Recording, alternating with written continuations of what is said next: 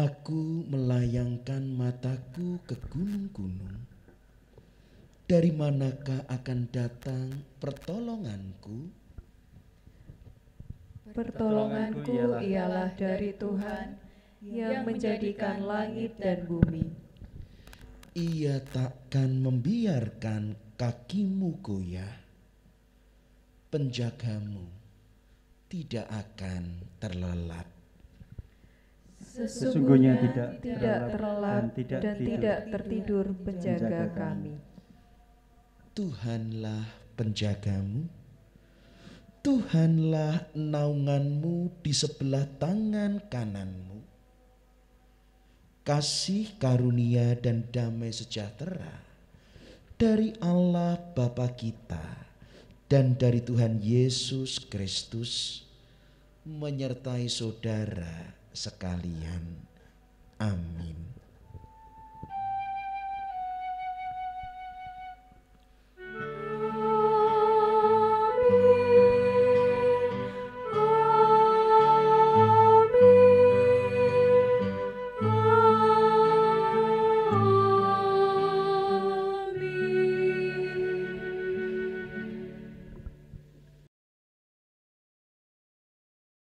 Saudaraku, tak banyak manusia yang bisa tetap bening dalam melaku pergumulan yang kadang membuat pusing.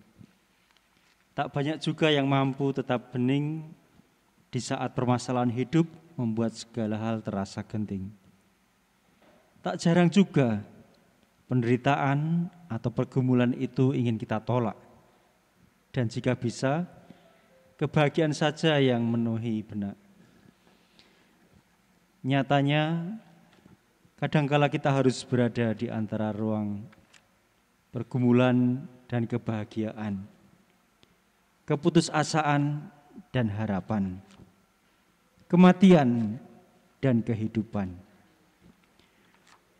Ruang yang tidak selalu nyaman, sebab tentu manusia berharap bisa segera beranjak ke depan. Mampukah kita merengkuh ruang antara ini? Merengkuhnya dengan hening, bening, dan tidak melulu berteriak dengan bising. Keluarkan kami segera ya Allah dari situasi yang genting. Kita menyanyikan NKB 169, Tenang dan Sabarlah.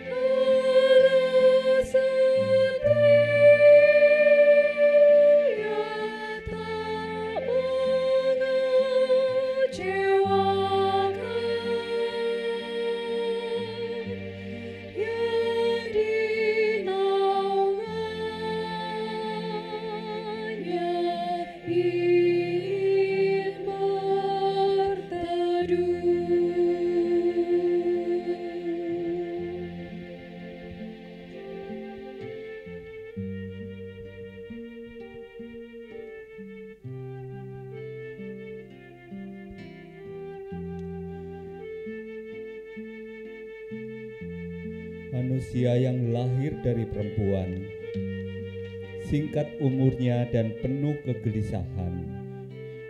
Seperti bunga ia berkembang, lalu layu seperti bayang-bayang ia hilang lenyap dan tidak dapat bertahan. Masakan engkau menunjukkan pandanganmu kepada orang seperti itu dan menghadapkan kepadamu untuk diadili? Siapa dapat mendatangkan yang tahir dari yang najis? Seorang pun tidak.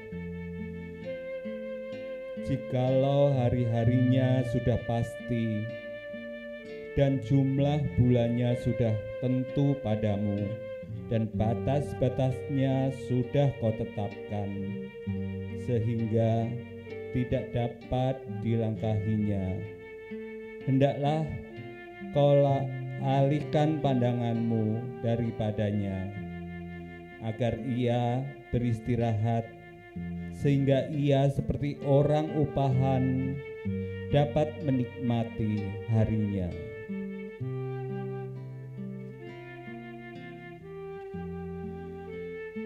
Karena bagi pohon masih ada harapan apabila ditebang. Ia bertunas kembali dan tunasnya tidak berhenti tumbuh. Apabila akarnya menjadi tua di dalam tanah dan tunggulnya mati di dalam debu, maka bersemilah ia. Setelah diciumnya air dan dikeluarkannya lah ranting seperti semai. Tetapi bila manusia mati, maka tidak berdayalah ia. Bila orang binasa, di manakah ia? Seperti air menguap dari dalam tasik dan sungai surut dan menjadi kering, demikian juga manusia berbaring dan tidak bangkit lagi sampai langit hilang lenyap. Mereka tidak terjaga dan tidak bangun dari tidurnya.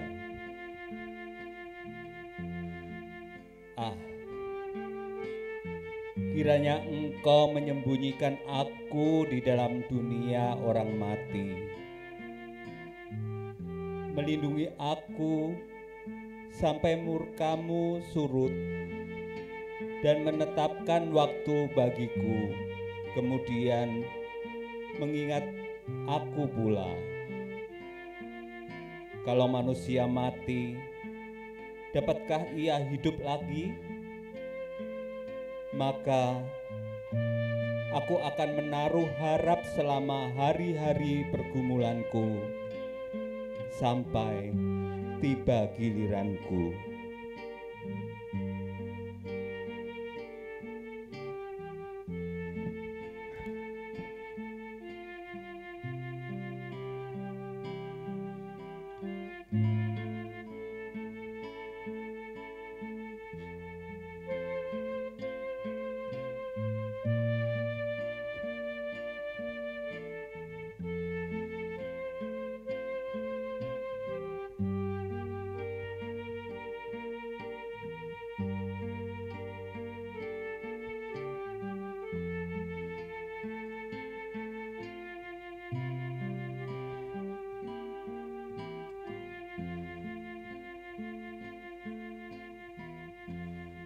Tenang dan sabarlah, wahai jiwaku, bila berpulang sobat terdekat.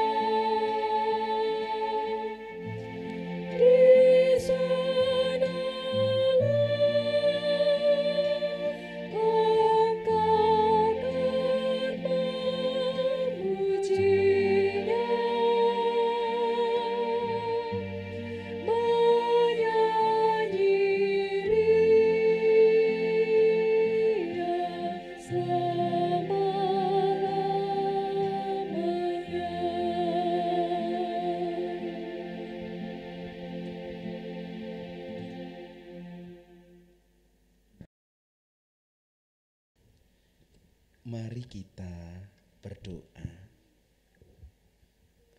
Sudah selesai. Engkau telah menggenapi segala karya keselamatan ini dengan kematian-Mu di kayu salib. Engkau telah menyerahkan nyawa-Mu ke dalam tangan Bapa. Tetapi hari ini kami masih ingin bertahan di depan kayu salib, supaya keheningan ini tidak berlalu begitu saja. Suasana begitu sunyi, tetapi juga begitu teduh dan tenang. Sebab segala sesuatu telah Engkau lewati dan Engkau selesaikan bagi kami. Hadirlah di tengah Sabtu sunyi ini, supaya melalui keteduhan ini kami siap untuk mengalami kuasa kebangkitan-Mu di hari esok. Bersabdalah ya Tuhan, kami anak-anak-Mu siap untuk mendengar.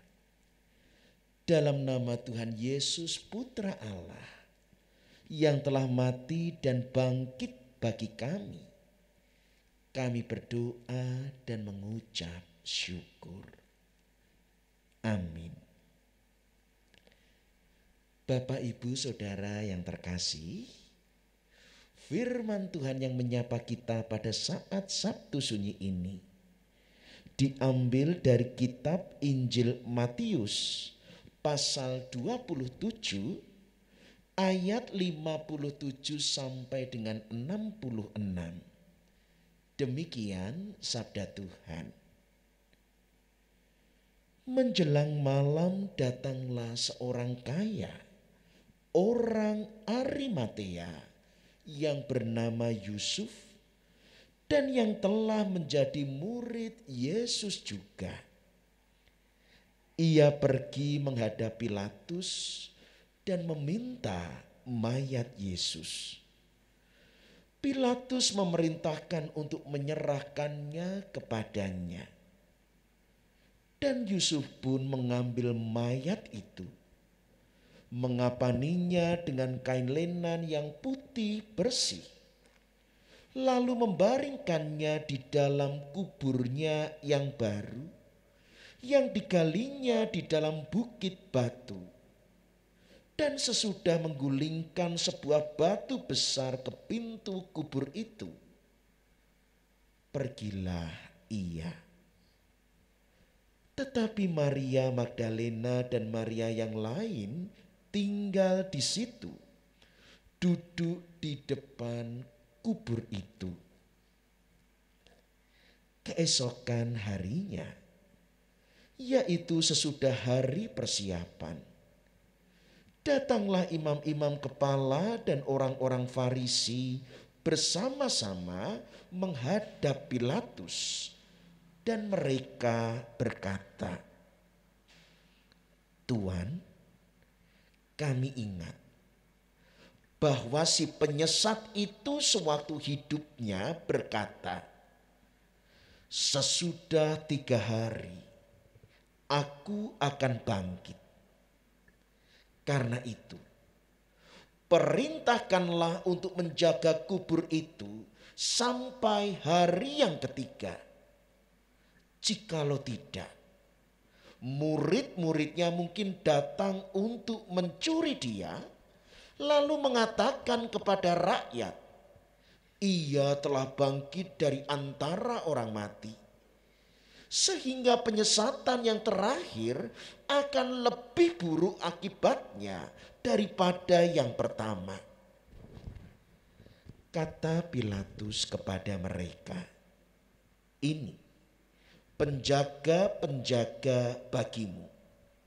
Pergi dan jagalah kubur itu sebaik-baiknya." Maka pergilah mereka, dan dengan bantuan penjaga-penjaga itu, mereka memeterai kubur itu dan menjaganya. Demikianlah sabda Tuhan. Berbahagialah setiap orang yang mendengar firman Tuhan dan yang melakukannya. Hosiana.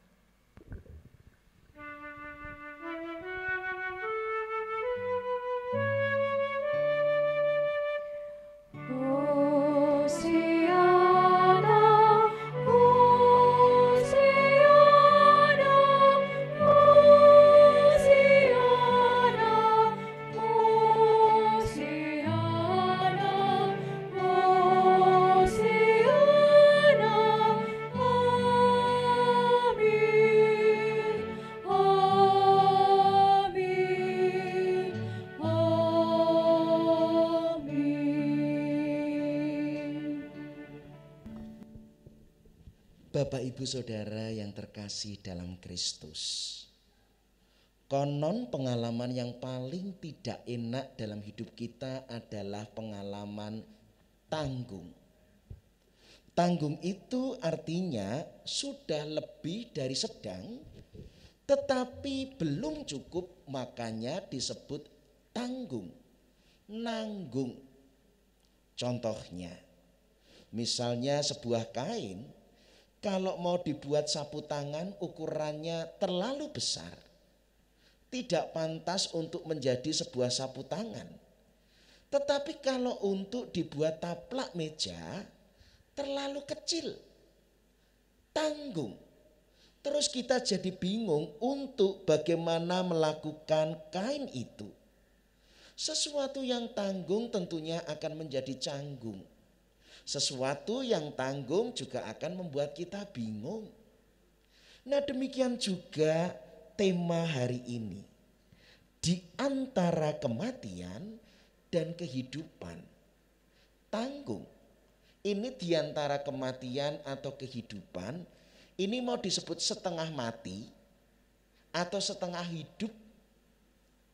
Tetapi hari itulah yang akan kita hayati, yaitu di hari Sabtu Sunyi ini. Sebenarnya juga adalah suasana yang tanggung antara kematian dan juga antara kehidupan. Yesus sudah mati, ya, kematiannya sudah terjadi. Tetapi di Sabtu Sunyi kebangkitannya belum terjadi, nanggung. Maka hari Sabtu Sunyi terkadang kita juga bingung. Mau mengucapkan Paskah belum, tetapi Kristus sudah wafat di atas kayu salib. Bapak Ibu Saudara yang terkasih, memang peristiwa Paskah, peristiwa yang sungguh-sungguh sangat mengagetkan para murid. Betapa tanggungnya suasana Sabtu Sunyi, karena semua diawali dengan begitu indah. Sorak-sorai ketika Tuhan Yesus masuk ke kota Yerusalem. Tuhan Yesus membasuh kaki para muridnya. Tuhan Yesus memecah-mecah roti dan menuangkan anggur. Semua terjadi begitu indah. Hingga keheningan di Taman Getsemani. Semua indah. Lalu perubahan terjadi. Rombongan menangkap. Rombongan menyeret. Rombongan bahkan dengan segera tanpa menunggu waktu fajar mengadili Tuhan Yesus Kristus. Hingga esok harinya sudah dibawa ke Pilatus dan ditetapkan untuk dihukum mati. Begitu cepat. Bahkan hari itu juga Tuhan Yesus disalib. Lalu wafat. Dan kemudian dimakamkan. Semua yang terjadi begitu cepat.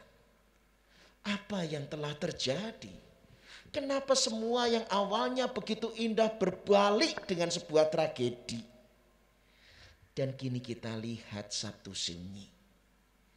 Setelah Yesus wafat, dimakamkan dengan tergesa-gesa. Sebab menjelang Sabat, ditinggalkan sampai tidak ada yang berani mengurus mayat Yesus. Hingga Yusuf Arimatea menghadap Pilatus dan meminta mayatnya. Sebuah kesedihan kita harus lihat. Yesus lahir itu tidak ada tempat. Tidak ada tempat penginapan sampai memakai kandang domba. Tetapi sampai Yesus mati pun tidak ada tempat. Ditinggalkan. Tidak ada yang mengurus sampai Yusuf meminta. Demikian juga untuk kuburnya pun tidak ada tempat. Hingga Yusuf Arimatea meminjamkannya. Baik lahir maupun mati. Tidak ada tempat bagi Tuhan Yesus. Semua telah terjadi.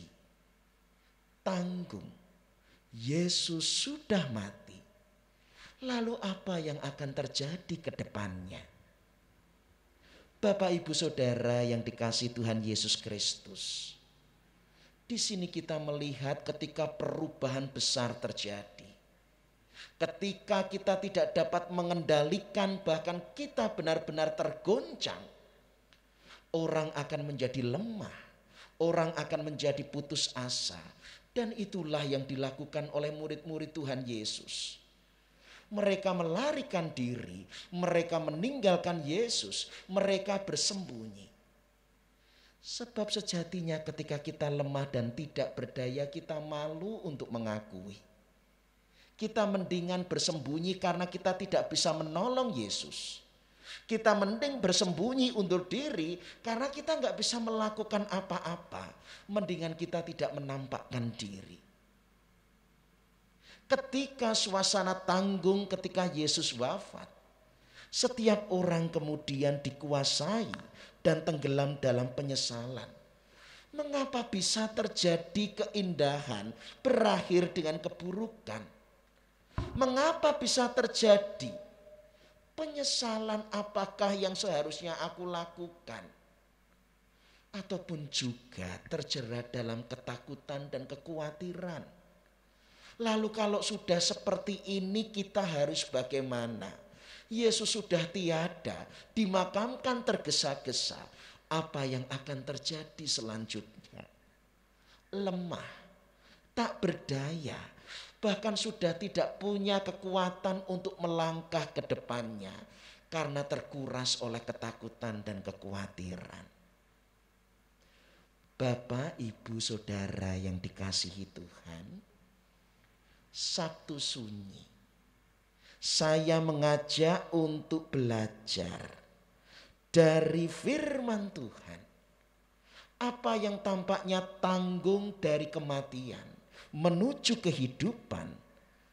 Firman Tuhan hari ini bahkan menunjukkan ada hal yang sederhana tetapi begitu berharga.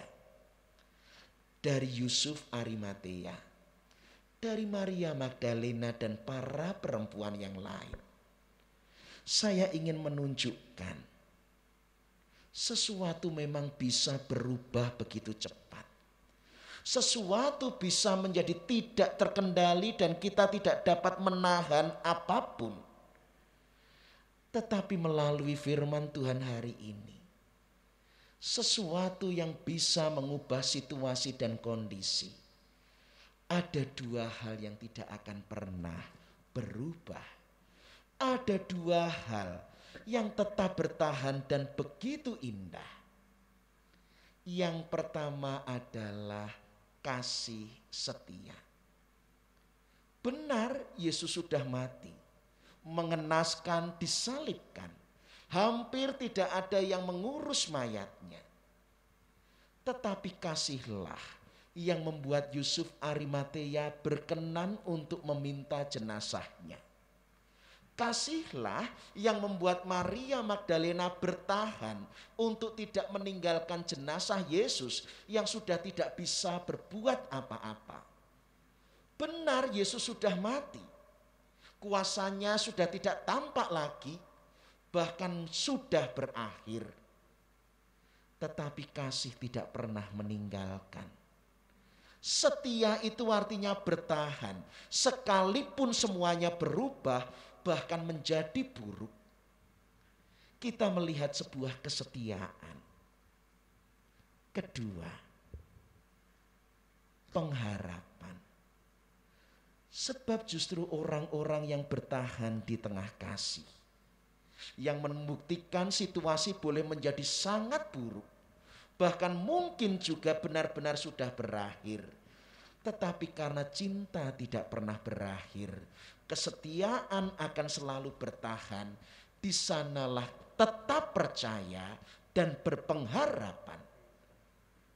Hingga para perempuan bertahan dan tinggal di kubur Tuhan Yesus Kristus. Hanya orang-orang yang setia akan tahu apa arti kebangkitan. Bahkan mereka yang akan menjadi saksi bahwa Yesus sungguh-sungguh hidup. Orang-orang hanya dapat percaya jika dia sungguh-sungguh setia. Bapak, Ibu, Saudara yang dikasihi Tuhan, di antara kematian dan kehidupan, Sabtu Sunyi, suasananya tanggung.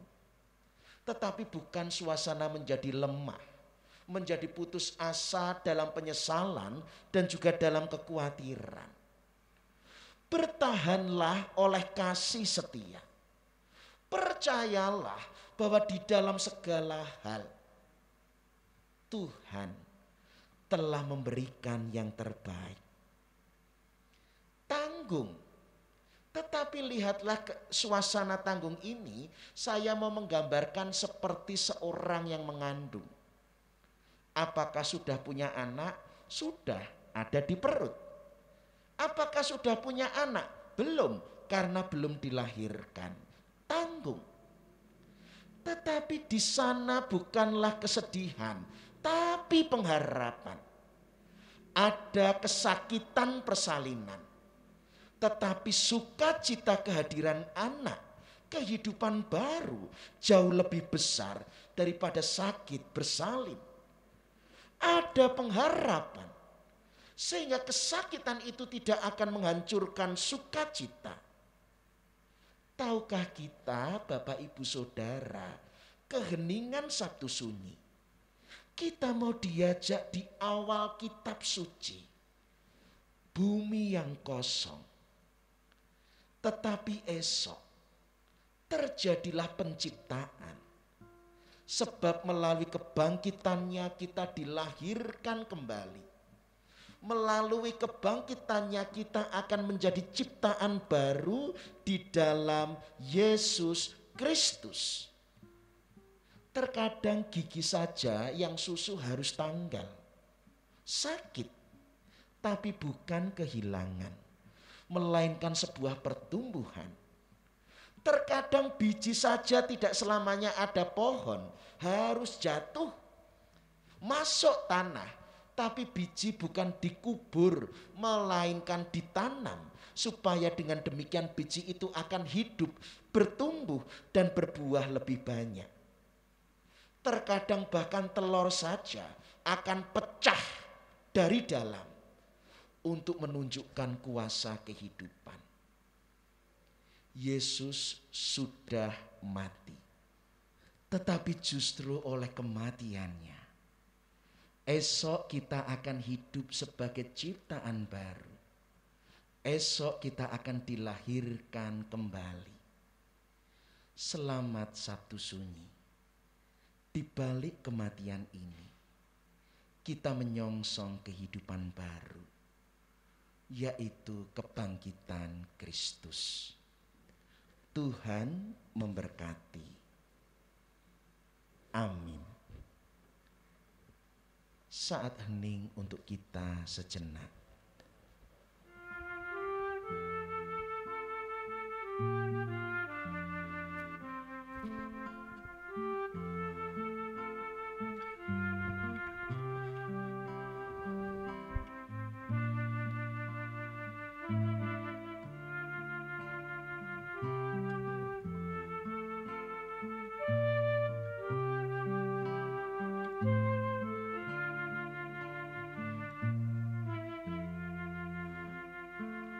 Mari kita berdoa. Di tengah kesunyian ini, kami menemukan keteduhan. Di tengah kesepian ini, kami merasakan keheningan. Sebab semua telah Engkau kalahkan di dalam kematian. Semua telah Engkau selesaikan, sehingga kami boleh merasakan kedamaian. Kami tidak ditinggalkan. Dengan demikian kami boleh merasakan bahwa Allah pun hadir di dalam kesepian dan kesunyian ini. Terima kasih ya Allah. Karena itu kami percaya, supaya kami pun dapat bertahan di dalam segala perubahan, supaya kesetiaan kamilah yang akan menuntun jalan untuk percaya di balik segala duka cita kesedihan sekalipun. Di sana ada sebuah pengharapan kehidupan baru. Maka di dalam Kristus kami menyongsong kebangkitannya. Sebab apa yang tampaknya hening dan sunyi adalah saat kami menyongsong penciptaan kembali kami, dilahirkan kembali sebagai manusia-manusia yang baru, yang meninggalkan kemanusiaan Adam dan hidup sebagai anak-anak Allah yang semakin sehati, sepikir, serupa dengan Kristus. Kiranya kuasa kematian-Mu mengalahkan segala ketakutan, kecemasan, penyakit, ataupun dosa dan kedagingan kami. Kiranya kuasa kebangkitan-Mu meneguhkan kami berpengharapan di dalam segala hal. Dalam nama Tuhan Yesus kami berdoa dan mengucap syukur. Amin.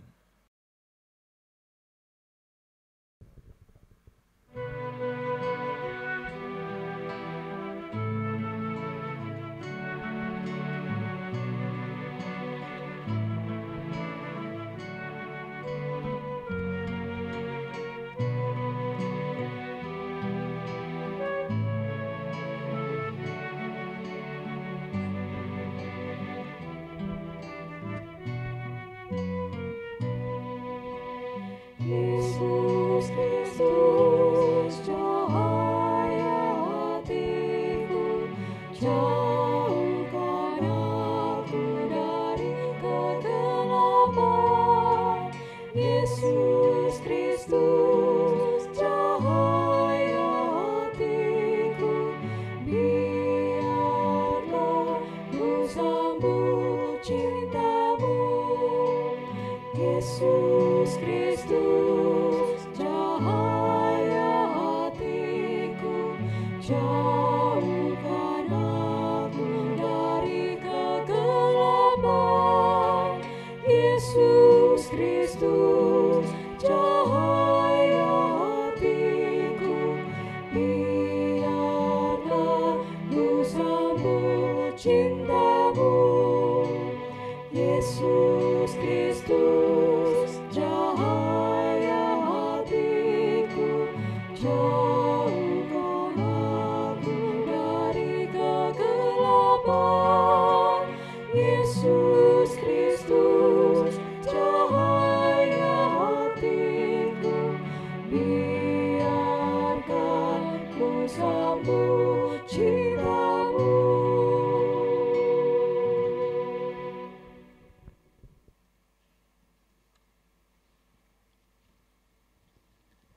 Rengkuhlah ruang di antara kematian dan kehidupan ini. Tenanglah, kuatkanlah hati saudara dalam kepedihan, dalam keputusasaan. Kasih-Nya mengiringi jalan Sabtu sunyi saudara. Syukur kepada Allah. Dengan kerendahan hati, marilah kita memohon berkat dan pemeliharaan Tuhan di sepanjang kehidupan kita. Terimalah berkat Tuhan, kasih karunia, dan damai sejahtera dari Allah Bapa kita dan dari Tuhan Yesus Kristus menyertai saudara-saudara sekalian. Amin.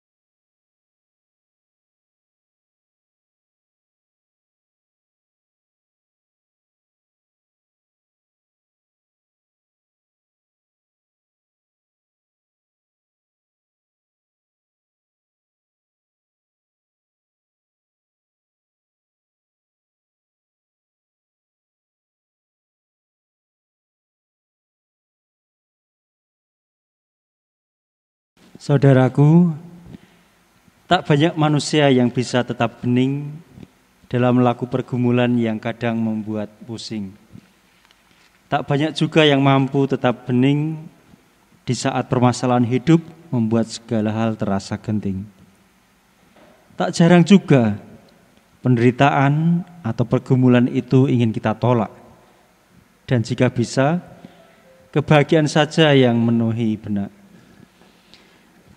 Nyatanya, kadangkala kita harus berada di antara ruang pergumulan dan kebahagiaan, keputusasaan dan harapan, kematian dan kehidupan.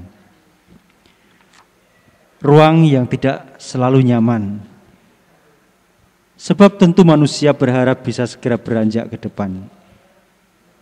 Mampukah kita merengkuh ruang antara ini? Merengkuhnya dengan hening, bening, dan tidak melulu berteriak dengan bising. Keluarkan kami segera ya Allah dari situasi yang genting. Kita menyanyikan NKB 169, Tenang dan Sabarlah.